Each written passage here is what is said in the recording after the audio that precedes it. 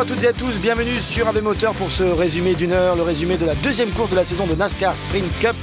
Nous sommes à Fontana en Californie et nous allons rejoindre tout de suite ce circuit où nous allons effectuer 500 miles avec une particularité, c'est que nous avons été obligés de diffuser cette course avec un jour de retard. La météo s'étant un petit peu mêlée à ce programme. Bonjour Pat, en effet, quand il pleut on ne court pas sur ovale. Dimanche soir il a plu, la course a démarré, elle n'a pas été terminée, on l'a fini donc en direct lundi soir sur Antenne AB Moteur. Oui, vous allez tout retrouver maintenant, y compris cette grille de départ qui a été faite sur la base du classement 2007. Puisque les qualifications non plus n'ont pas eu lieu pour cause de pluie, ce qui est rarissime quand on parle de la pluie en général en Californie, c'est pour dire qu'il en manque, alors que là ça a plu pendant 3-4 jours non-stop. Voici donc cet ovale, un ovale de 3 km 2, 14 degrés d'inclinaison dans les 4 virages. Et nous voici donc de retour dimanche soir. Regardez, le ciel était un petit peu sombre. Nous avons quand même pu assister au départ avec plusieurs heures de retard. C'est parti donc pour ce rendez-vous de Californie. Au départ, sur la première ligne, Jimmie Johnson et Jeff Gordon, donc les deux premiers du classement général de la saison 2007. Car les 5 premières courses de la saison 2008 sont calquées en cas de problème météo sur le classement général de la saison dernière. Oui, et on voit que tout de suite que la piste est vraiment limite au niveau des sécheuses. On a bien bossé, mais elle reste quand même très limite et on voit que le ciel est très menaçant. C'est parti pour ces 43 voitures, deuxième course de la saison. Il faut se remettre un peu de nos émotions du Daytona 500, première course donc la semaine dernière. Maintenant, on va dire qu'on part sur des circuits un peu plus classiques, notamment ce circuit de 2 miles de Californie, puis ensuite ce sera Las Vegas, des circuits intermédiaires qui sont un peu une découverte pour cette nouvelle voiture de la NASCAR. On verra si, comme lors du Daytona 500, nous aurons aujourd'hui tous les constructeurs à l'honneur, puisqu'à l'arrivée de la course la semaine dernière, en effet, Dodge, Chevrolet, Toyota et Ford étaient quand même présents dans le top 10. On débute ce rendez-vous avec deux grands favoris, Jimmie Johnson et Matt Kenseth, car ces deux hommes-là ont gagné pas moins de 2 courses ici lors des 4 dernières années. Jimmie Johnson, oui, qui est le dernier vainqueur en date, vainqueur de la course d'automne en 2007. Et puis Matt Kenseth, qui est tout simplement le double tenant du titre de cette course de février. Il a gagné en février 2006, février 2007, donc c'est l'un des gros favoris aujourd'hui, Matt Kenseth. On parlera aussi de Tony Stewart et de la Gibbs Racing. Ils ont fait une très belle impression à Daytona la semaine dernière. On se demandait si à l'intersaison, Gibbs Racing allait pouvoir ramener la voiture au sommet avec ce nouveau moteur. Eh bien, visiblement, sur la première course, on peut dire oui. Mais est-ce que ce rendez-vous californien va nous conforter là dans cette idée ? On aperçoit Clint Bowyer avec sa voiture bleu ciel ici. Clint Bowyer qui a eu un aparté assez violent. Des échanges de mots assez vifs avec son coéquipier Jeff Burton. C'est pas souvent que Jeff Burton s'enguirlande avec quelqu'un et on les a surpris, la caméra indiscrète les a surpris en train de s'invectiver après le Daytona 500. On sait pas très bien ce qui s'est passé parce que sur la piste on n'a pas vu tellement les deux hommes se créer des problèmes, mais l'un reprochait à l'autre de ne pas l'avoir aidé ou quelque chose comme ça, et les deux hommes ont été dîner ensemble et ça s'est arrangé. Regardez Kurt Busch actuellement à la 31e place, 5 places de gagné par rapport à sa position de départ. On va bien sûr surveiller aujourd'hui les voitures Penske, les Dodge les 3 Dodge Penske, à savoir Ryan Newman et Kurt Busch. Ces deux hommes-là ont vraiment joué l'équipe la semaine dernière. Ryan Newman doit vraiment une sérieuse chandelle à Kurt Busch qui l'a catapulté en tête dans le dernier tour du Daytona 500. Tiens, il y en a un autre qui s'est catapulté en tête dans les 5 premiers tours de ce rendez-vous. Incroyable avance pour Jeff Gordon qui a maintenant pratiquement plus de 2 secondes d'avance sur ses poursuivants directs. Oui, alors exercice complètement différent de Daytona où on est tous en paquet. Là, les écarts se creusent. En général, on a des longs drapeaux verts sur ce circuit de Californie. On voit que derrière Jeff Gordon, incontestable leader. Ça s'énerve un peu. On teste un petit peu la piste. Kenseth ici, à la droite de cette caméra embarquée placée dans la voiture de Burton. Il est clair que c'est lui qui dispose au départ de ce dimanche soir de la meilleure voiture réglée. On pourra faire très rapidement la différence. On rappelle que normalement on peut courir sur ovale uniquement si la météo le permet. S'il pleut évidemment à cause de l'inclinaison, à cause du grip que l'on perdrait, on ne pourrait pas continuer à courir. Seulement on pourrait décider de la validité de la course si la moitié des tours plus 1 sont courus aujourd'hui en ce dimanche soir. Donc on estime qu'à 126 tours la course pourrait être décidée et que l'on pourrait désigner vainqueur, celui qui est en tête à ce moment-là. Ça a brossé le mur chez Casey Kane qui a fait un beau survirage qui s'est bien rétabli. On est avec lui. La piste est encore assez glissante. Oui, il y a beaucoup d'endroits, surtout dans le virage numéro 3, le virage numéro 4, il y a beaucoup d'endroits où en fait l'eau remonte et la piste suinte. Donc très difficile pour les pilotes de pouvoir convenir d'une bonne trajectoire. Il faut faire en fonction des différents suintements de la piste. Carl Edwards ici. La piste est large, Pat, hein, mais oui. on le sait qu'habituellement on peut choisir carrément 3 trajectoires dans les virages et évidemment en ligne droite. Et là, il va falloir faire en fonction. Nous retrouvons un autre homme qui pourrait éventuellement faire parler de lui aujourd'hui. C'est Greg Biffle, voiture numéro 16. Ici, juste devant la voiture 18 de Kyle Busch. Oui, Greg Biffle qui fait partie comme Matt Kenseth de la Roche Racing, qui est un petit peu dans son jardin ici. Ils ont souvent gagné en Californie. À noter que cette piste a été construite par Roger Penske, qui a ces 3 voitures ici, mais il n'a jamais gagné sur ce circuit Roger Penske. Il va essayer de profiter de la bonne dynamique de son équipe qui a fait le doublé à Daytona. Greg Biffle qui a gagné ici en 2005 et Roger Penske qui aimerait bien gagner maintenant en 2008. Voici d'ailleurs l'une de ses voitures, la voiture gagnante du Daytona 500, celle de Ryan Newman, voiture numéro 12, juste devant celle de Dale Earnhardt Jr. Ryan Newman, la semaine dernière, en empochant le Daytona 500, a empoché un peu plus d'1 500 000 $. Ça fait quand même un très bon rapport qualité-prix. Ouais, et puis il a surtout été dithyrambique vis-à-vis de Kurt Busch en disant c'est le meilleur coéquipier que j'ai jamais eu. Évidemment, quand on se fait propulser pour gagner des Daytona 500, il pourrait lui reverser un pourcentage quand même. Enfin, bon. Et puis quand on sait aussi que l'ancien coéquipier de Ryan Newman, Rusty Wallace, était loin d'être son copain, ça le change un peu. L'esprit d'équipe fera peut-être la différence parce qu'on s'aperçoit que de plus en plus dans toutes les écuries il y a plusieurs pilotes de premier plan. On revoit ici peut-être Dale Earnhardt Jr. qui est parti en survirage et qui a très bien rétabli juste derrière Ryan Newman. Dale Earnhardt Jr. voiture numéro 88 blanche et verte. Oui, un peu moins évident que celui de Casey Kane tout à l'heure. Gordon toujours en tête. On a fait 10 tours, on prend ses marques. Martin Truex Jr. et maintenant Jeff Gordon à l'écran avec une très belle avance encore pour le numéro 24. Regardez, très confortable en tête. Il mène tous les tours depuis l'agitation du drapeau vert. Un seul homme en tête. Et c'est vrai qu'habituellement, on l'a répété tout à l'heure, ici en Californie, on est habitué au long run sous drapeau vert. Très peu de neutralisation. Cela veut dire que les clés de la victoire aujourd'hui sont comme d'habitude des clés qui concerneront la consommation et les ravitaillements. D'ailleurs, à propos de ravitaillement, surchauffe moteur pour Matt Kenseth. Oui, regardez à l'avant. À l'avant, sur la grille, il y a quelques petits débris. Et ces débris-là, eh bien, apparemment, ils font la différence sur la ventilation, évidemment, sur la chauffe moteur. Ah oui, ça peut avoir de l'importance parce qu'il va sûrement perdre un tour, Matt Kenseth. Lui qui est, on vous l'a dit, parmi les 3-4 pilotes favoris. Alors, on a retiré les petits plastiques. C'est pas de chance, ça arrive à certains, alors que vous voyez qu'il n'y en a pas du tout sur la voiture de Jeff Gordon.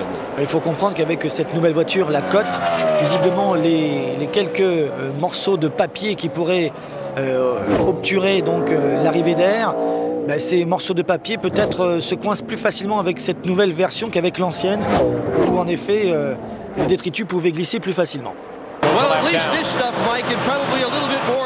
Voici justement ce qui bouchait l'avant de la voiture de Matt Kenseth, un morceau de tir-off et un morceau de journal. Oui, ça arrive souvent sur ce type de circuit en Californie. Vous voyez là, même problème pour Kevin Harvick. Ça arrive aussi à Indianapolis, souvent à Atlanta. Voilà, faut pas jeter les papiers quand on amène son sandwich. Évidemment, il y a 80 000 personnes, donc sous-virage pour Kevin Harvick qui a failli partir de l'avant. Oui, et ce morceau là de plastique s'est bien collé à l'avant. En plus, il a certainement dû fondre légèrement avec la chaleur du moteur, donc forcément impossible de pouvoir s'en aller. Voici le top 5 après 12 tours. On est un petit peu plus loin dans cette course et on se retrouve au tour 19. Le restart après un drapeau jaune dû à une crevaison de Denny Hamlin. Qui s'est retrouvé en difficulté dans le virage numéro 3 et il est allé directement au garage. Donc première grosse surprise, on va dire, les difficultés de Denny Hamlin très tôt dans la course, dès le tour numéro 14.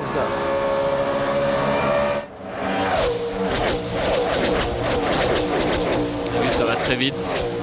Circuit vraiment fait pour la vitesse ici. Toujours Gordon et Johnson en tête. Et alors ils ont déçu lors du Daytona 500 évidemment.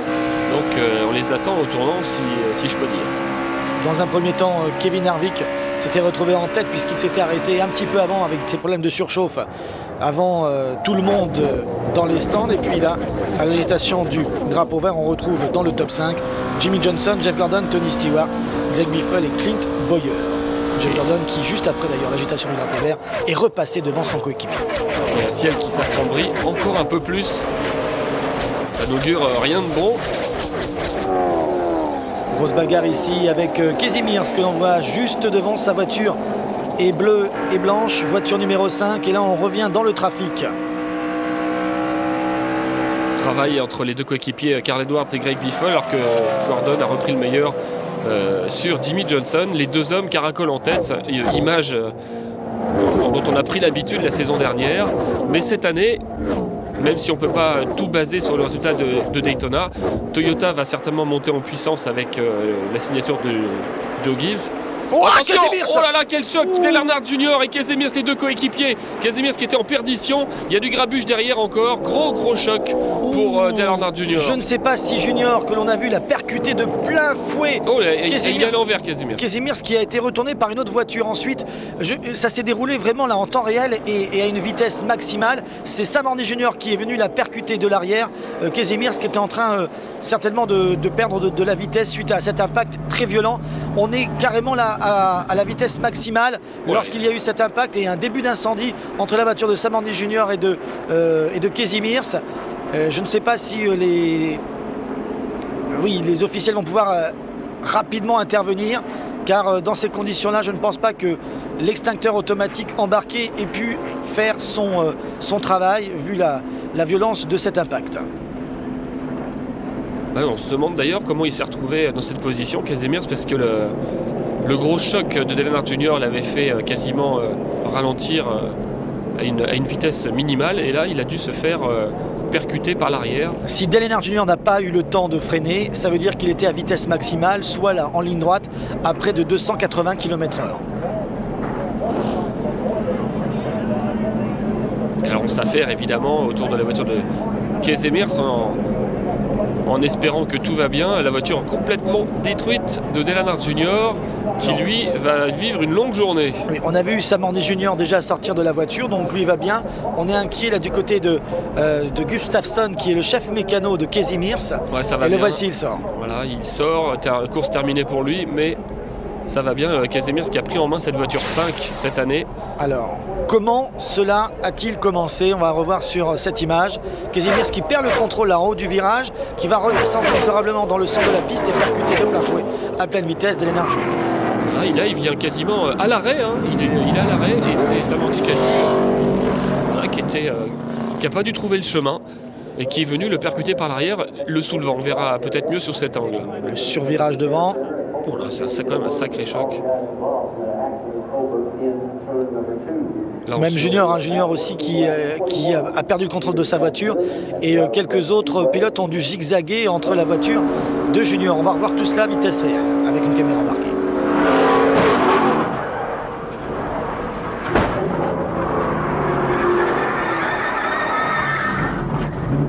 Ouais, ça va tellement vite, il n'a pas le temps d'esquisser le moindre écart Dale Earnhardt Jr. Et le voici contraint de rentrer donc dans les stands. Et là on voit donc le deuxième contact à vitesse très réduite. C'est assez bizarre, Sam Horner. C'est vrai qu'il y avait des voitures qui arrivaient sur sa gauche. Il n'a pas voulu faire l'écart et essayer de passer sur la gauche. Il a été tout droit et ça a mis à l'envers cette voiture numéro 5. On va revoir. Ce qui est incroyable, là ça s'est vraiment passé à quelques centimètres de la caméra, c'est qu'avec cette nouvelle cote, cette nouvelle voiture, visiblement, l'avant s'encastre beaucoup plus facilement sous l'arrière de la voiture qui est devant.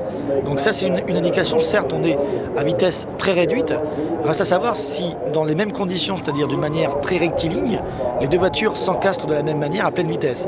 Là ce serait beaucoup plus grave. Et on a sorti le drapeau rouge pour avoir le temps évidemment de déblayer un petit peu tout ça. on a quand même deux pilotes qui auraient pu prétendre à faire un bon résultat aujourd'hui, qui sont impliqués là dans cette histoire, à savoir Casey Mears de la Hendrick Motorsports et Dale Earnhardt Jr. de la Hendrick Motorsports, car comble de malchance, les deux hommes se sont retrouvés sur leur route.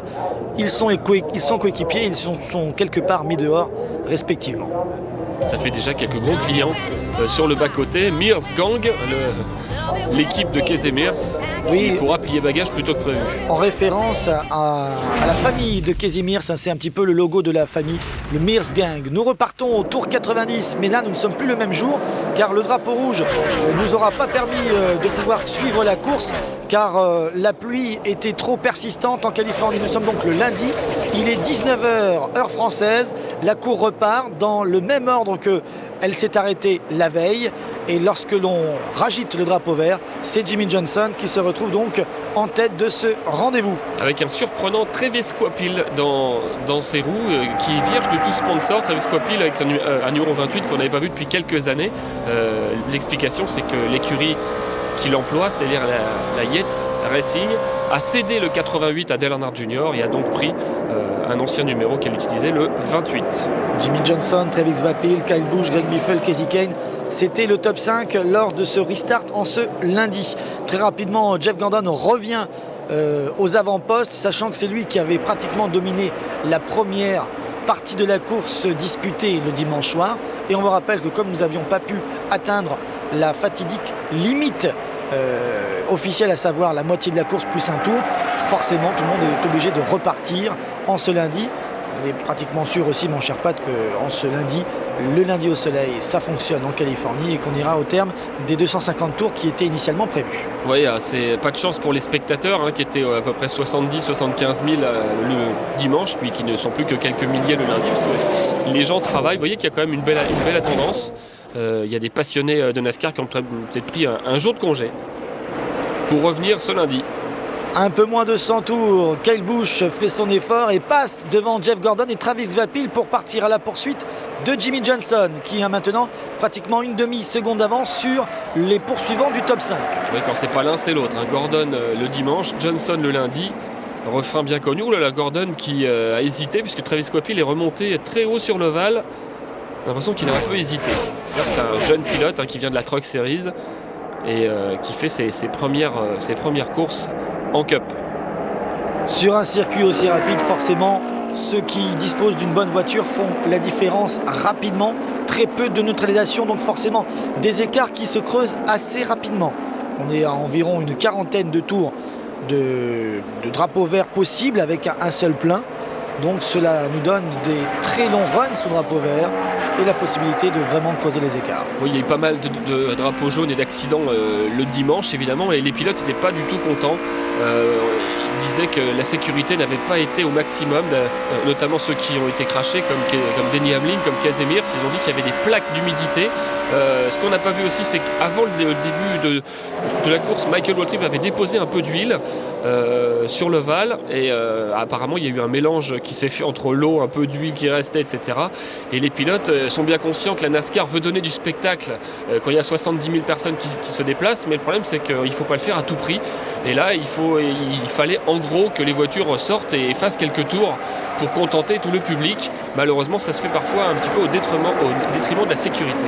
Oui, ça a été un petit peu une décision très dure à prendre, puisque la décision a été prise de nombreuses heures après la dernière interruption, car entre le drapeau rouge et la décision finale de reporter la course au lendemain, il y a quand même eu quelques tours qui ont été courus, mais il est vrai que les officiels avaient du mal un petit peu à se décider, car il devait y avoir le dimanche soir et la course de Cup et la course de Nationwide à disputer. Du coup ça aurait fait beaucoup trop tard pour tout le monde. Ce n'est que partie remise, puisque en ce lundi soir il y aura encore la course de Cup à disputer, celle que nous voyons aujourd'hui, et la course de Nationwide dans la foulée. Ce retard n'est pas si grave que cela, puisque là nous n'avons pas un transfert à faire dans la semaine Est-Ouest. La semaine prochaine on est à Las Vegas et ce n'est pas trop loin tout de même, c'est à une distance raisonnable, toute proportion gardée, toute proportion américaine gardée, ce n'est pas trop loin de la Californie. Johnson a pris une belle avance. Pour l'instant, les positions s'affirment. On a vu que Kyle Busch avait une bonne voiture aussi, comme la semaine dernière d'ailleurs. Et Kasey Kahne, qui est peut-être en train de faire un début de saison comme on l'espérait. Il a tellement été déçu par sa saison 2007 qu'il a l'air hyper motivé. Et les Dodge sont, on l'a dit, de retour au premier plan. Voici une autre Dodge, c'est celle de Robbie Gordon, le numéro 7 à l'extérieur, en train de se battre avec David Rottiman, le double 0. Robbie Gordon qui a été pénalisé pour voiture non conforme la semaine dernière à Daytona. Alors ça fait mal, hein, c'est le tarif habituel, 100 points en moins, $100 000 d'amende et un chef d'écurie, Frank Kerr, suspendu pendant 6 semaines. C'est exactement la même pénalité qu'avait eu Dale Earnhardt Jr., Jimmy Johnson, Jeff Gordon l'année dernière pour des voitures non conformes. Avec une histoire assez rocambolesque, puisqu'il est passé cette année de Ford à Dodge, et il s'est fait prêter les Dodge par l'écurie Evernham, avec qui il a un petit partenariat. Et seulement, ils lui ont envoyé le nouveau modèle qui n'est pas encore approuvé par la NASCAR. Ils sont en train, eux, de courir avec l'ancien modèle, et lui, il a mis le nouveau, et il ne savait pas. Donc voilà, il a pris une amende. Et toute la semaine, dans les paddocks, il y avait des supporters de Robbie Gordon qui avaient fait un t-shirt Rally for Robbie. Allez, il faut soutenir Robbie Gordon, qui est un pilote propriétaire. On verra où se trouve Robbie Gordon au tour 153.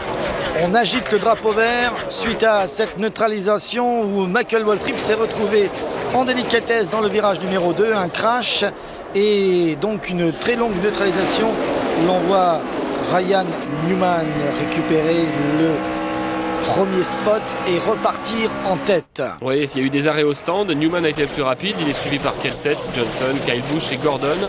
Le vainqueur du Daytona 500 ne gagne pas souvent la semaine d'après, traditionnellement. C'est très rare que ça arrive. La dernière fois, d'ailleurs, c'était Jeff Gordon qui l'avait fait en 96 et il avait récidivé en 98. Il avait gagné les 2 premières courses de l'année. On est reparti très fort avec Ryan Newman, mais attention, ce dernier a gagné la course dans les stands car il n'a chaussé que 2 pneus neufs. Les autres pilotes derrière lui ont fait des ajustements châssis, des ajustements de track bar par exemple pour Jeff Gordon ou encore des ajustements en pression des pneus pour Carl Edwards. Matt Kenseth, lui, est en indélicatesse avec sa voiture. Il se bat contre cette dernière. Il la juge trop survireuse aujourd'hui. Il est quand même côte à côte en train de se battre pour la première place. Souvenez-vous, tout à l'heure, il était rentré au stand pour une surchauffe, des plastiques, et il a bien surmonté ce petit problème. Le voici, Matt Kenseth, en train de se bagarrer avec la Dodge de Ryan Newman. Il vient de lui chipper la première place. Il passera en tête là sous le commissaire. On voit Gordon et Johnson derrière, 3 4e. Mais Kenseth, décidément, est toujours au rendez-vous ici en Californie. Il y a une petite fumée qui s'échappe de la voiture de Gordon, me semble-t-il. Gordon qui a lourdement ajusté sur la barre anti-roulis lors de son ravitaillement. Peut-être a-t-il ajusté trop fin, si on peut se permettre cette expression. Carl Edwards, juste derrière lui. Un petit peu de fumée, on le voit. Ouais, ça frotte à l'avant-droit visiblement.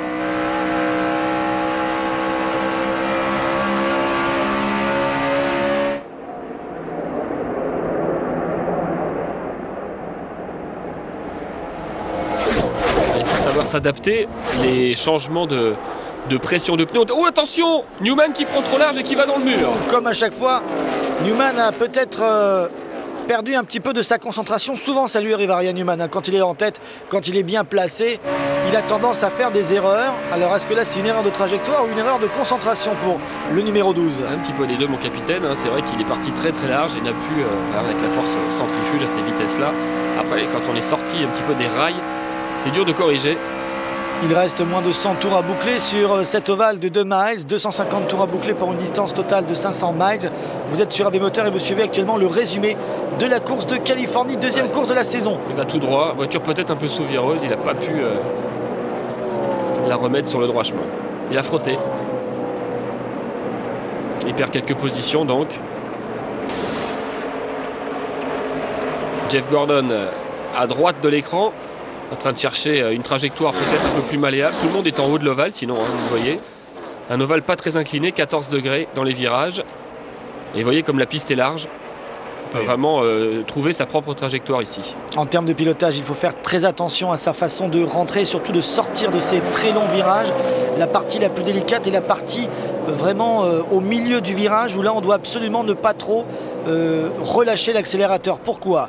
Parce que si on relâche l'accélérateur dans le milieu du virage, on a tendance à sortir un petit peu, entre guillemets, tout est relatif, doucement, et donc on n'a pas assez d'élan, on n'a pas assez de vitesse pour attaquer la ligne droite qui arrive derrière. Et c'était exactement à cet endroit-là où la différence se fait. Si on n'a pas le bon élan en entrée de ligne droite, eh bien, on est assuré de faire une très mauvaise vitesse de pointe, une très mauvaise ligne droite, et bien sûr au tour, cela est vraiment, vraiment difficile après de pouvoir retrouver l'élan. Petit coup de mou de Matt Kenseth qui a perdu la première place, au profit de Johnson, et qui perd ici la deuxième au profit de Carl Edwards, son coéquipier. Les Ford toujours présentes ici. Et là, Kenseth doit avoir un petit problème quand même, parce qu'il se fait un petit peu enrhumer par tout le monde en seulement un tour et demi.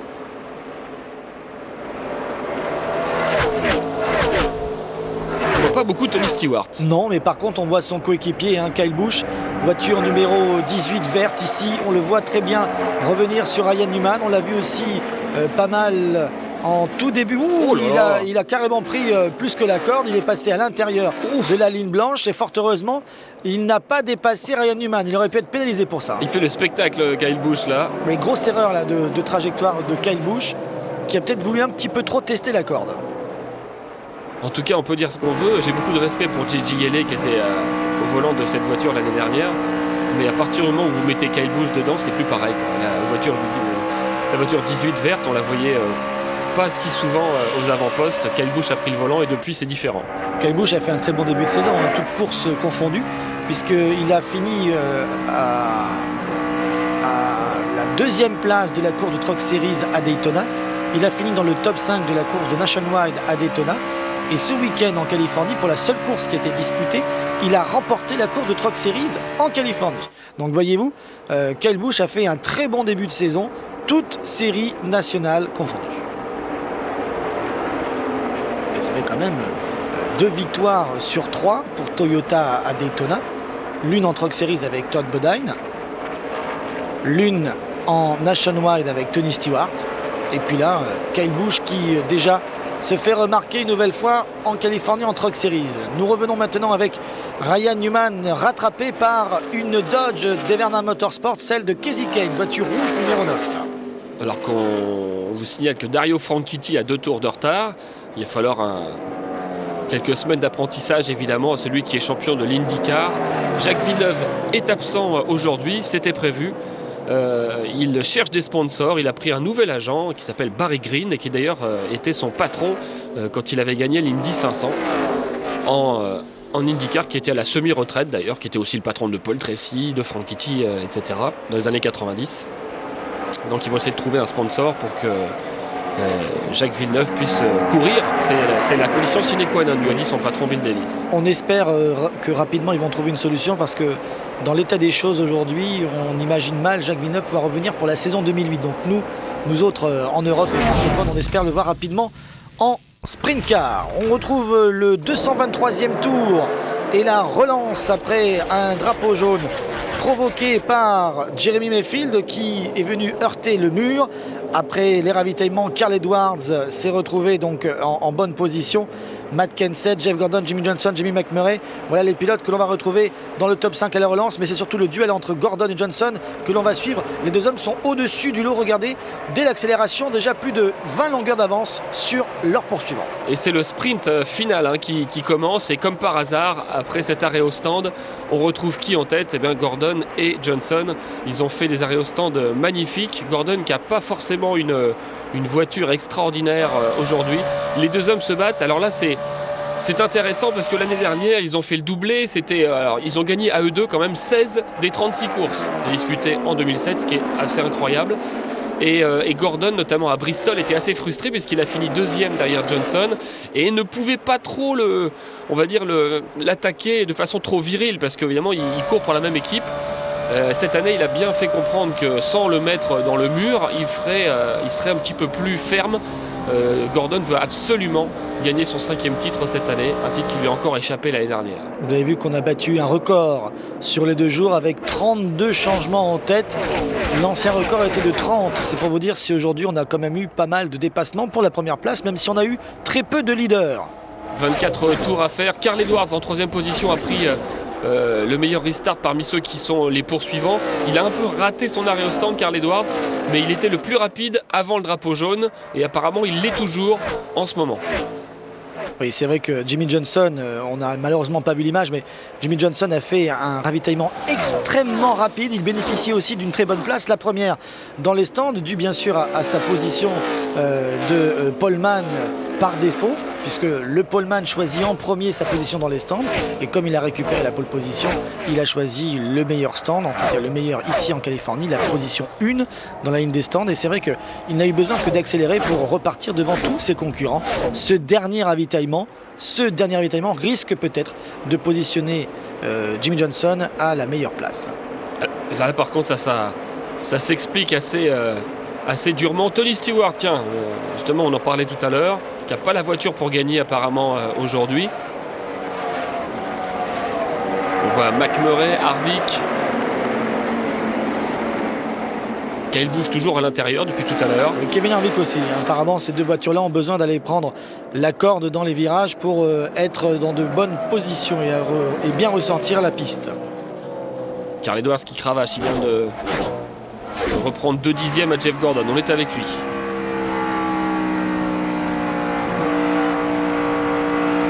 Johnson qui n'avait pas mené depuis un petit bout de temps. Il avait mené dans le premier tiers de la course.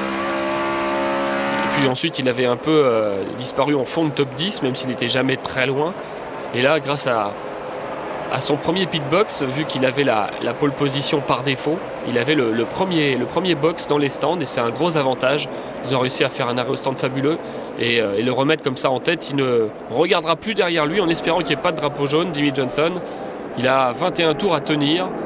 Gordon ne semble pas en mesure de venir le reprendre, mais Carl Edwards est le plus rapide des 3 pour l'instant. Et derrière, ça s'explique. Mais pour les places d'honneur, le voilà Waltrip justement. Il aura provoqué un drapeau jaune en tout début de course. Il aura provoqué la veille un retard pour le départ, suite donc à cette fuite, très grosse fuite d'huile. Mais Waltrip est toujours là sur la piste pour essayer de grappiller quelques positions, quelques points. Dans le top 5, Kyle Busch attaque Matt Kenseth.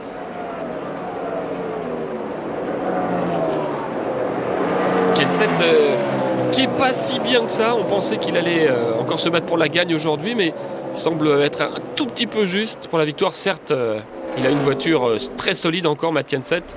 Mais devant, Johnson, Gordon, Carl Edwards, le vainqueur se trouve certainement parmi ces 3-là. Il semblerait quand même que lorsque Jeremy Mayfield a heurté le muret au tour 219, cela a vraiment perturbé toutes les stratégies qui ont été mises en place, car une nouvelle fois, on vous l'indiquait tout à l'heure en tout début de retransmission, la course risque de se décider sur la consommation et sur les dernières stratégies. Les long runs sous drapeau vert souvent ont décidé du résultat de la course, et c'est vrai que peu de temps avant que Mayfield se crache, du côté par exemple de la Hendrick Motorsports, on se demandait si on allait en effet aller jusqu'au bout, on allait peut-être tenter de ravitailler tardivement. Kyle Busch également avait des petits soucis et il pensait qu'il y aurait quelques pilotes qui allaient essayer d'aller jusqu'au bout sur le même plein, et en fait le crash de Mayfield a mis tout le monde d'accord. Tous les leaders sont rentrés en même temps dans les stands et Johnson a eu raison grâce à la rapidité et l'efficacité de ses mécanos. Carl Edwards a rejoint Jeff Gordon pour la 2e place.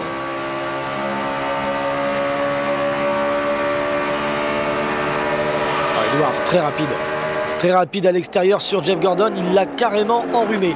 On a bien compris, mon cher Pat, que là désormais la différence se fera sur la voiture la mieux réglée, sur le pilote le plus rapide. Bien sûr, à considérer qu'il n'y ait plus aucune neutralisation d'ici la fin. C'est le plus rapide qui peut tirer son épingle du jeu désormais. Et on a aperçu tout à l'heure la voiture numéro 8 de Mark Martin. Un petit mot sur Mark Martin qui fête aujourd'hui son 700e départ en carrière. C'est quand même fabuleux. Il a débuté en avril 1981. C'est pour vous dire un petit peu la longévité de cet homme. Il a 35 victoires dans sa carrière, pas de titre de champion malheureusement. Il est passé à un souffle de sa première victoire du Daytona 500 la saison dernière. Et vous rappelez qu'il y a 2 ans, il annonçait ici même, je crois me souvenir, avec Rusty Wallace, qu'ils allaient faire leur dernière saison. Et d'ailleurs, on leur avait offert des bons sièges de pré-retraités. Eh bien regardez, 2 ans plus tard, bien l'un, Rusty Wallace, s'occupe de son circuit en Iowa, me semble-t-il. Et bien Marc Martin est de retour dans son baquet de pilote dans l'écurie de la DUI avec le numéro 8. Ouais, il a pris un peu plus de temps libre. Il fait pas toute la saison, il fait à peu près 25 courses sur les 36. Voilà, Le voilà Marc Martin avec son numéro 8. Il sera en effet à mi-temps cette année avec Harry Almirola dans cette voiture numéro 8 noire. Et de la DEI, une voiture dont il a hérité. C'est pas évident. Non. Elle était à Dale Earnhardt Jr. Seul Marc Martin pouvait avoir les épaules. Même s'il n'a pas les mêmes couleurs, c'est pas la voiture jumelle. C'est quand même une voiture qui orne pas mal de cheminées aux États-Unis. C'est en vrai modèle réduit, évidemment. Avec le numéro 3. Mais c'est vrai que Marc Martin a les épaules de le faire. Mais surtout, je pense que Marc Martin était la meilleure personne pour pouvoir s'installer dans cette voiture et pour pouvoir être accepté par tous les fans. Ce qui n'était pas le cas des autres pilotes. Alors, Carl Edwards continue de grignoter son retard, mais il le fait très lentement. 16 tours. Jimmy Johnson, on peut vous dire qu'il n'amuse pas la galerie. Il sait que potentiellement, Carl Edwards est un petit peu plus rapide que tout le monde, mais il a encore quelques longueurs d'avance. La mauvaise nouvelle pour lui, c'est que 16 tours ici, c'est quand même un sacré chemin. On va revoir peut-être comment Jimmy Johnson a remporté tout à l'heure justement la course dans les stands. Voilà le très bon travail de ces mécanos. Regardez, il n'a plus besoin que d'accélérer car il dispose donc du premier stand. Et là, il n'a pas à faire attention à la vitesse dans les stands. Il n'a qu'à accélérer. Il a 10 mètres pour accélérer et pour repasser donc devant ses concurrents. Mais là, maintenant, on n'est plus dans les stands, on est sur la piste. Ouais, mais Carl Edwards a fait son retard. Il a accéléré sur ce dernier tour. Il est revenu à la hauteur de Jimmy Johnson. Ça va être dur de le contenir. Un duel, on l'espère peut-être sur les 14 derniers tours avec sur la trajectoire extérieure Jimmy Johnson, sur la trajectoire intérieure Carl Edwards qui semble avoir fait la différence. Ouais, on avait eu un super duel entre Johnson et Kenseth au Kansas, on s'en rappelle, c'était fabuleux. Johnson revient, il va peut-être changer de trajectoire, voilà, lui prendre l'intérieur, très bien vu de la part du champion, double champion en titre qui repasse devant. Visiblement Johnson est plus à l'aise à l'intérieur et peut-être même Carl Edwards également, c'est pour ça qu'il lui a piqué cette trajectoire préférentielle. Peut-être avoir un superbe duel entre les deux. Quelques centimètres embarqués là dans la voiture de Carl Edwards. Petite intimidation de Johnson. Oui, intelligemment, il le pousse à l'extérieur car il sait que la voiture peut-être de Carl Edwards ne se comporte pas bien sur cette ligne. Regardez d'ailleurs, il part légèrement sur virage. Et il n'est pas le seul d'ailleurs, Johnson également. Ah oui, et d'ailleurs ça lui a fait perdre la position. Ouh là là, encore un. Il est en train de compenser Jimmy Johnson là.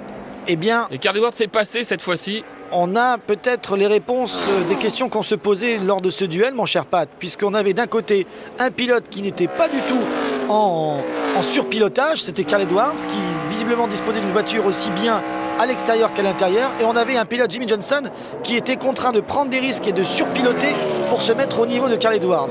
Une fois que Johnson a fait une petite erreur, eh bien Carl Edwards n'a eu qu'à continuer sur n'importe quelle trajectoire, et il n'a eu qu'à passer devant sans aucun problème. Donc attention, Carl Edwards dispose à 12 tours de la fin d'une voiture bien réglée et extrêmement rapide. Madame Johnson, Chandra, qui regarde son mari faire une nouvelle très belle course. Maintenant c'est une habitude dans la famille. McMurray. Pour McMurray. McMurray qui là est au ralenti. A-t-il eu un petit souci? A-t-il évité quelqu'un? Attention, un drapeau jaune peut tout changer. Oui, ce ne serait pas une bonne nouvelle pour son coéquipier Carl Edwards qui s'envole tranquillement là vers la fin de la course. Alors, peut-être le ralenti de ce qui s'est passé avec McMurray. Il avait Kasey Kahne juste derrière lui. Ouais, il a fait la même erreur que Newman tout à l'heure, je crois. Oula, oui. Ouh, alors là, je peux vous dire, si on avait pris l'image là, on aurait dit, là, la suite de l'image, c'est le muret direct pour McMurray. Eh ben, il s'est bien récupéré. Ouais. Il a perdu des positions, mais il s'est bien récupéré. Le voilà. Et Carl Edwards peut lui dire merci, parce qu'avec une neutralisation, ça leur aurait remis tout le monde au même niveau. On venait de voir à l'instant à l'écran l'image de la femme de Jimmy Johnson, Chandra Johnson. Rappelons qu'en tête de course, pour l'instant, nous avons deux Californiens sur 3, puisque Jimmy Johnson est originaire de la Californie, tout comme Jeff Gordon. Donc les deux pilotes de la Hendrick Motorsports qui sont encore en course pour la gagne, pilotent chez eux. Ouais, pas mal d'avance maintenant pour Carl Edwards, à moins de 10 tours de la fin. S'il n'y a pas de drapeau jaune, s'il n'y a pas d'interruption de course, il va peut-être continuer la tradition de de la domination de la Rush Racing ici. Difficile pour l'instant d'aller chercher Carl Edwards. Et regardez, même Jeff Gordon a du mal d'aller chercher Jimmy Johnson. Il y a 3 hommes et les autres. Les autres sont extrêmement loin alors qu'il reste 10 tours. Il faut noter que Carl Edwards avait gagné l'année dernière au Michigan, qui est le même circuit. C'est le circuit jumeau de la Californie. C'est les 2 seuls circuits d'ailleurs qui font 3 km 200, 2 miles. Il avait gagné un petit peu de la même façon. Gordon a 4 secondes d'avance sur le 4e au classement général provisoire de cette course. Il y a 12 secondes d'écart entre le premier et le 10e. 12 secondes d'écart dans le top 10, c'est extrêmement important à moins de 10 tours de la fin. Martin Truex, dont on n'a pas beaucoup parlé, avec son numéro 1, en train de se battre pour la 6e place avec Kevin Harvick. Truex qui est maintenant le flambeau, le porte-flambeau de la DEI après le départ de Dale Earnhardt Jr. Une des révélations de l'année dernière avec Clint Bowyer. Il a d'ailleurs gagné la première course de sa carrière, Martin Truex.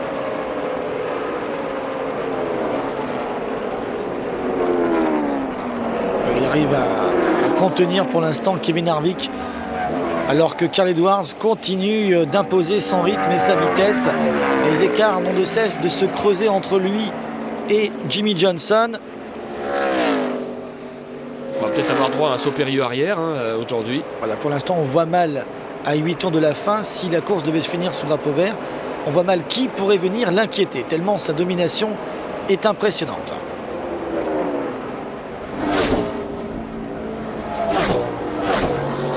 Et puis ce sera aussi une petite curiosité de voir qui est en tête du classement général après 2 courses, parce que le classement peut bouger terriblement. Là, c'est Ryan Newman, évidemment, puisqu'il n'y a eu qu'une course de disputée qui est en tête. Il faut voir qui prendra les rênes. C'est intéressant quand même.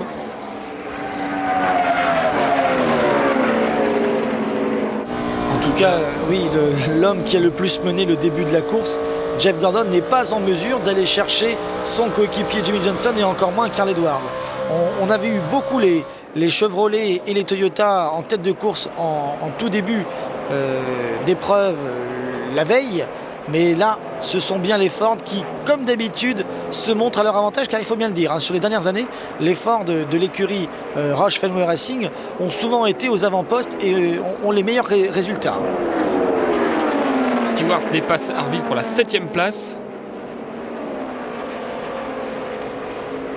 C'était là aussi une interrogation de savoir si le moteur Toyota allait pouvoir affronter ces fameux circuits intermédiaires qui forment la majorité du calendrier de la NASCAR. Très important d'être bon sur ce type de circuit.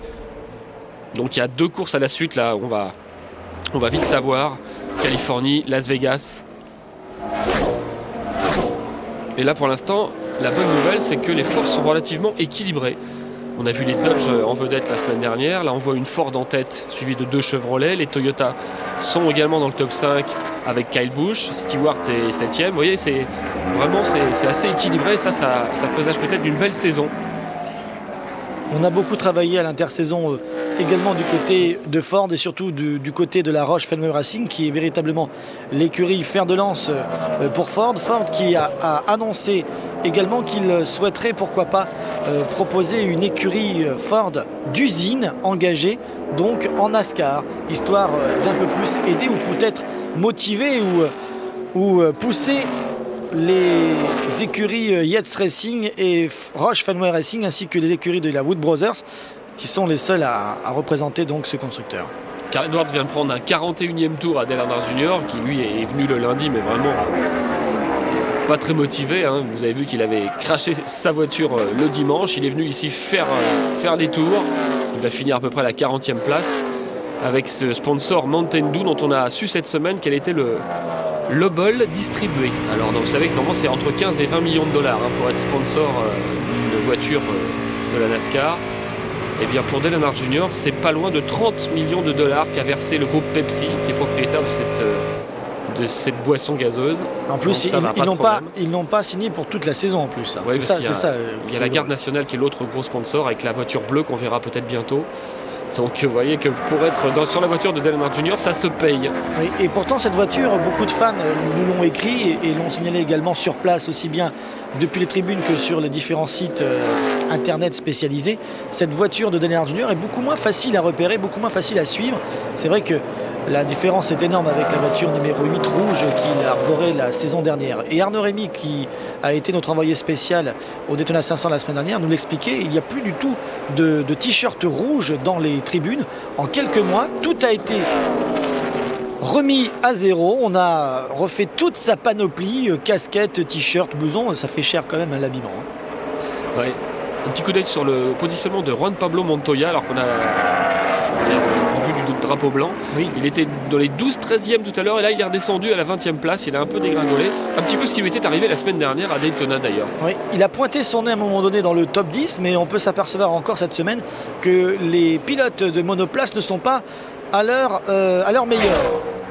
Dernier tour pour Carl Edwards qui dépasse un nouveau retardataire, qui va aller sans problème logiquement aller chercher cette victoire.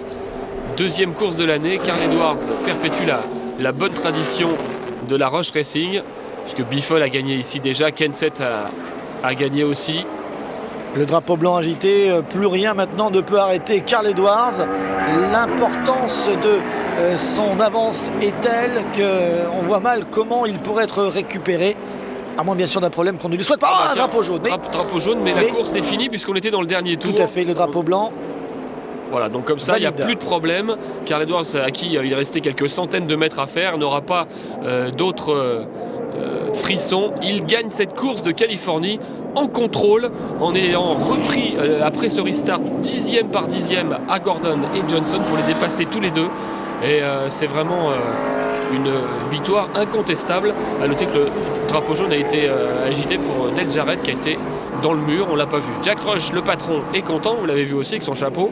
L'équipe 99 exulte. Voilà, cette victoire est méritée amplement. Oui, première victoire donc de la saison pour Carl Edwards, qui va certainement nous donner un petit saut périlleux arrière traditionnel. Il l'a déjà fait à 7 reprises dans sa carrière en Sprint Cup. C'est donc sa 8e victoire aujourd'hui en 123 départs. Et c'est également donc sa première victoire en 7 départs ici en Californie. Il avait déjà réalisé quand même 6 top 10. Ça fait donc son 7e aujourd'hui. Ça reste quand même une très belle performance générale sur cet ovale. À croire que, comme vous le disiez tout à l'heure, les ovales de type 2 miles fonctionnent très bien pour le jeune pilote. Voilà, un petit tour d'honneur. Les autres pilotes qui viennent le féliciter, lui faire un petit signe. Du côté de la Rush Racing, indiquons tout de même la 5e place de Matt Kenseth. Greg Biffle est un petit peu plus loin à la 15e position, mais une nouvelle fois, la Rush Racing se sera montrée à son avantage aujourd'hui. Et voilà pourquoi on a jeté le drapeau jaune dans le dernier tour, écoutez.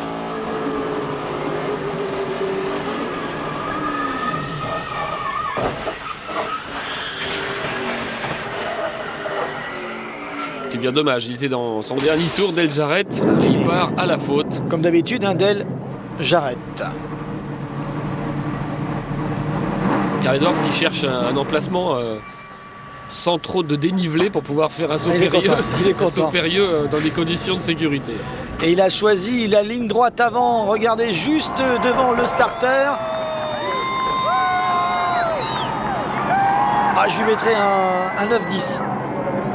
9-15, allez, parce que vraiment c'est lui qui l'a gagné, et après quand même 2 jours de course, puisque cette course quand même s'est déroulée sur 2 jours. Voici la Victory Lane, la première de la saison donc pour Carl Edwards. Bravo à lui. Elle aura été difficile cette course à mener entre les drapeaux rouges et les drapeaux jaunes, les reports. Carl Edwards est enfin sur ce rendez-vous de la Victory Lane. Allez, on revient à ce que Chad Noss disait ce matin au départ, que vous seriez aujourd'hui l'homme à battre. Oui, c'est vrai que Jimmy, son pilote, était le gars à battre pour moi sur la fin. On s'est bien amusé à se bagarrer tous les deux. Je suis content pour mon équipe, pour mes sponsors. Pas mal de gens à remercier. Voilà, tout est toute la série de sponsors. Et on lui emmène le trophée. avec les deux petites voitures. I'm just very excited to be here, and I want to say get well to Joe Karazinski, Haas. He's sick. One of our crew members not feeling so good. We're thinking about him, and this one's for you. Un membre de notre équipe qui est malade, je lui souhaite un bon rétablissement. Krista, he's going to run the Nationwide Ça va être dur Series de race, soulever and le then he said trophée. just to knock the rust off, he might Alors, go il se pose go-kart là. racing Et je crois tonight. savoir que juste après, il va devoir prendre le départ aussi de la course nationwide. Il est engagé également, donc ça fait une grosse journée pour lui. Jimmy Johnson. Alors comment avez-vous géré cette fin de course difficile pour vous de rattraper Caleb Ward?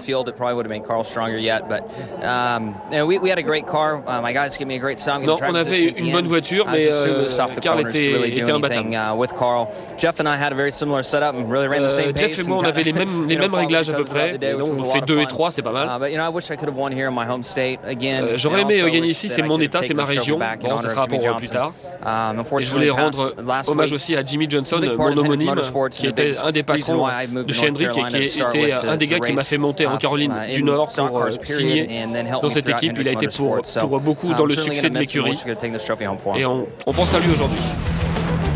La bataille au classement général nous emmène avec un nouveau leader, c'est Kyle Busch qui pour 6 points, 6 petits points seulement récupère donc très provisoirement la tête de ce classement 2000 litres de Sprint Cup. Oui, un classement à prendre avec des pincettes au bout de 2 courses, mais c'est ça qui est bien dans le début de saison, c'est que ça change toutes les semaines. On sera à Las Vegas en direct assez tard dimanche, avant de revenir à des horaires un peu plus normaux. On sera là-bas vers 22h30, 22h40 en direct sur AB Motor. Et oui, tout ça pour vous dire quand même que dans le top 3 de ce classement 2008, nous avons 2 pilotes Toyota. Ça, c'est pour la petite histoire. Rendez-vous donc à Las Vegas dimanche soir. Soyez au rendez-vous. Très bonne fin de semaine sur AB Motor. Salut à tous.